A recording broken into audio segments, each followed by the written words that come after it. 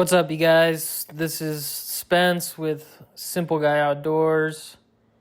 And pretty much I'm starting this YouTube channel because some kid from my physics class decided to divulge details about my personal life to the entire class. I won't get into too much detail about him. Other than that, according to South Park, he may not have a soul. So, yeah. Anyways, when I was a kid, I loved hatchets. I had like 3 or 4, and I'd like always chop wood in my parents' backyard. So, yeah. It's been a while. The other day, my little brother wanted to take one of my hatchets on a camping trip, and I was like, I don't know, Tommy. I mean, what if you chip it? You know, I'm kind of particular about that kind of stuff. So I lent him my Becker BK2. Anyways, my little brother, great guy, probably the coolest guy I know. And I decided to make him a hatchet from Harbor Freight. I watched all these YouTube videos about people modding them and like making them look all cool and stuff like that. And so I bought one. It was like $13 or something, and then just took a file to it, sanded down the handle, took off the coating, you know, all that jazz. It actually turned out really sweet, and it was probably one of the funnest projects I've done in a long time. So I figured I'd do one for myself.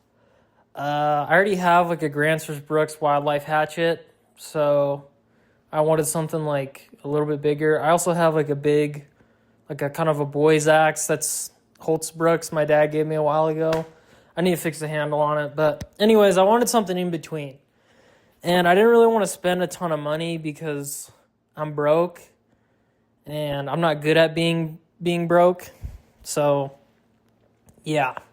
I went this Vaughan Rigger's axe. It was like $40 on Amazon, which is, you know, semi-reasonable for a broke guy. And yeah, it turned out pretty good. I mean, it doesn't split super well or anything like that. It chops like a beast, to be honest. It has super thin cheeks on it, and I reprofiled the edge with a file so it bites super deep when you chop. Plus, it has like a 1 3/4 pound head, so it just got a lot of power. And I honestly like it more than my Grancers Brooks so far. Granted, I haven't used my Grancers Brooks that much, but yeah. Anyways, this thing's got an 18-inch handle on it, 1080 high carbon steel, 1 3/4 pound head. I already mentioned that.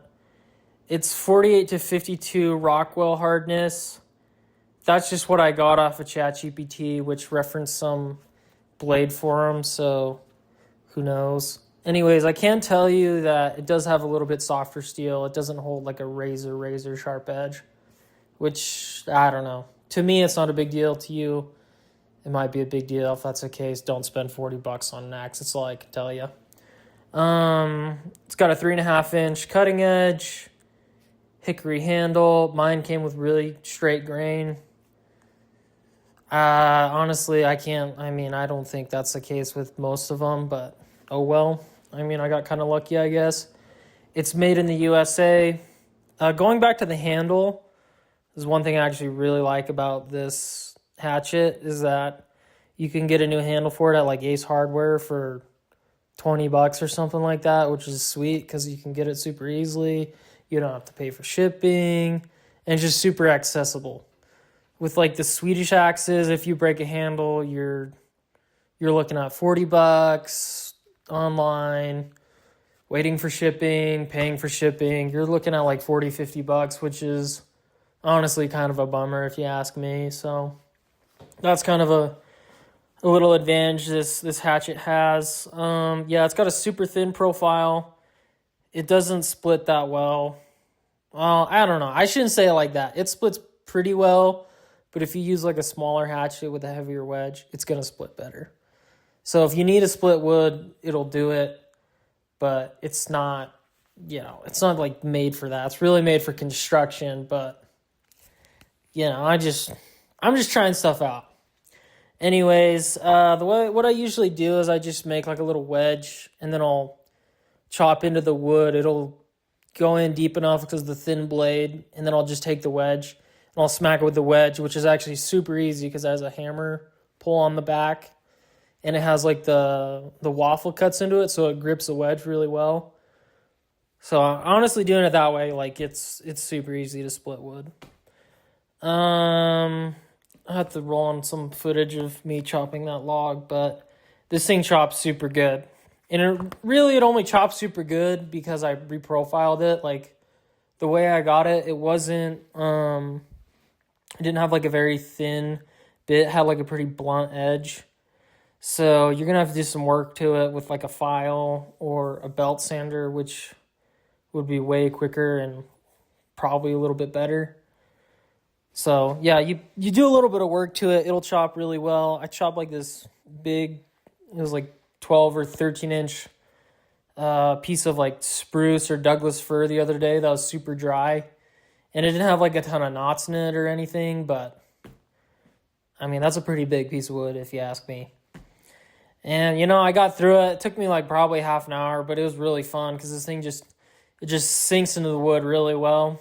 You might have to do like a little bit more like intermediate chops or something like that because it doesn't have a super heavy wedge, it doesn't like chunk out the wood as much.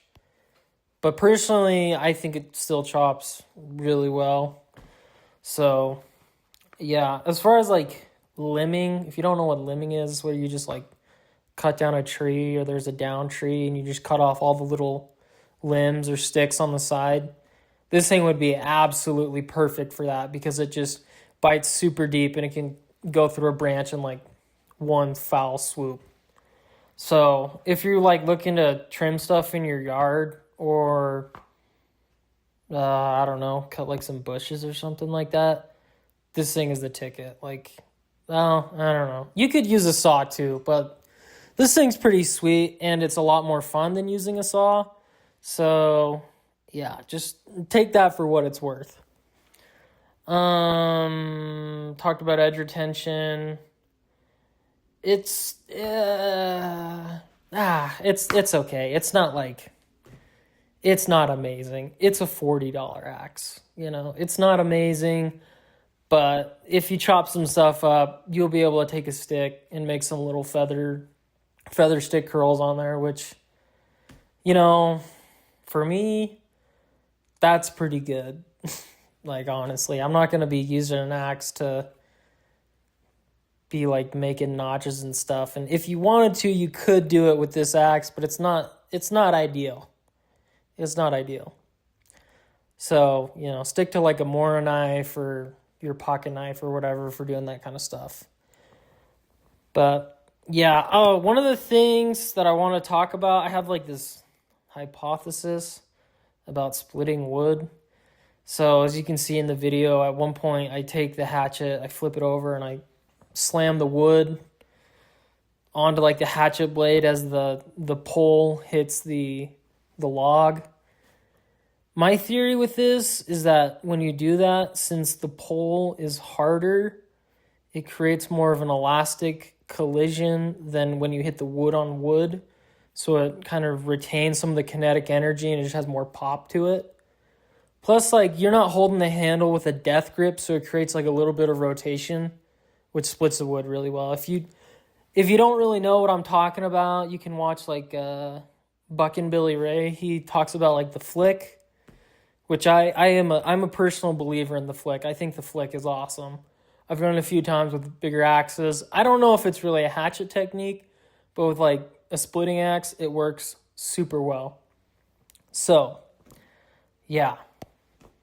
That's pretty much it. I mean, I enjoy using it. It's kind of like a good entry-level bushcraft axe. You're going to have a lot more power than a hatchet when you're like trying to take down a tree or limb.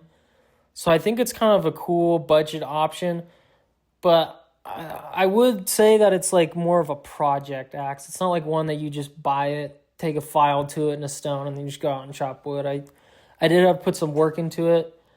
I enjoy that kind of stuff. I just did this because I did the same thing for my little brother's hatchet, and I really liked it. So, if that's your thing, this is a great option. If not, I mean, you could get like a, what's the one? You get like a Husqavarna carpenter's axe, or there's like a Marbles hunter axe, which are like kind of similar size, similar weight. They might come like a little bit more finished. I just recommend the Husqvarna. Granted, it's like twice as much money, but you get like Swedish hardened steel and all that stuff, and it's a good value, to say the least. Yeah, that's pretty much all I got, you know. If you guys got any questions, put them down in the comments. I'm sure there's going to be like, you know, just hundreds of thousands of comments down there. So just be really brief, and I'll try to respond to you as quickly as possible. And yeah, that's all she wrote. Thanks for watching.